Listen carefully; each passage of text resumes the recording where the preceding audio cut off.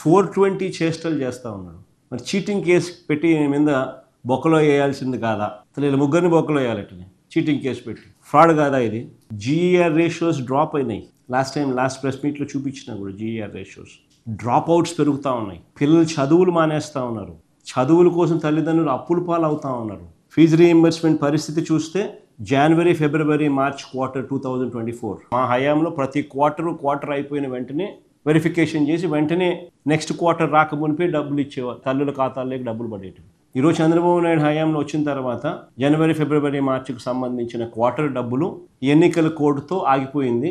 March 16 ఎన్నికల code ఇచ్చినారు. ఎన్నికల కోడ్ వచ్చింది, ఆగిపోయింది. అంతే, అక్కడ ఆగిపోయింది.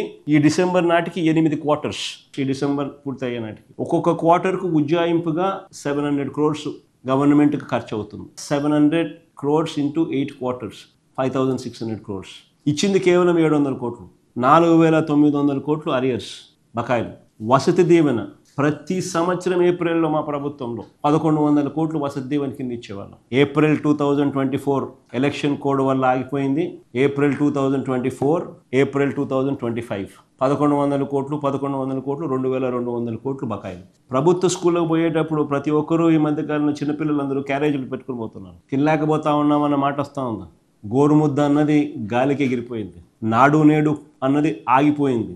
స్కూళ్ళల్లో 3వ తరగతి నుంచే ఇంగ్లీష్ మీడియం, 3వ తరగతి నుంచే టోఫుల్ క్లాసులు నిలిచిపోయినాయి. ఐబీ కథ దేవుడు ఎరుగు, ఇంగ్లీష్ మీడియమే ఎగిరిపోయింది. 8వ తరగతి పిల్లలకు ట్యాబులు ఇచ్చేది పూర్తిగా ఆగిపోయింది.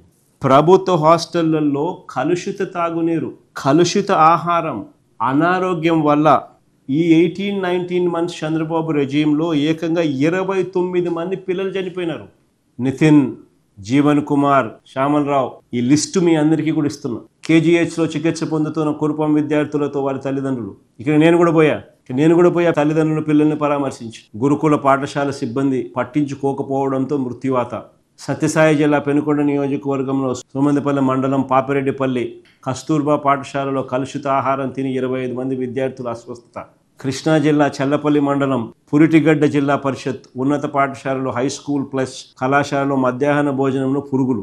పొట్టి శ్రీరాములు నెల్లూరు జిల్లా ఆత్మకూర్ గురుకుల పాఠశాలలో విషజ్వరాలు సోకి 40 మంది బాలికలు అస్వస్థత.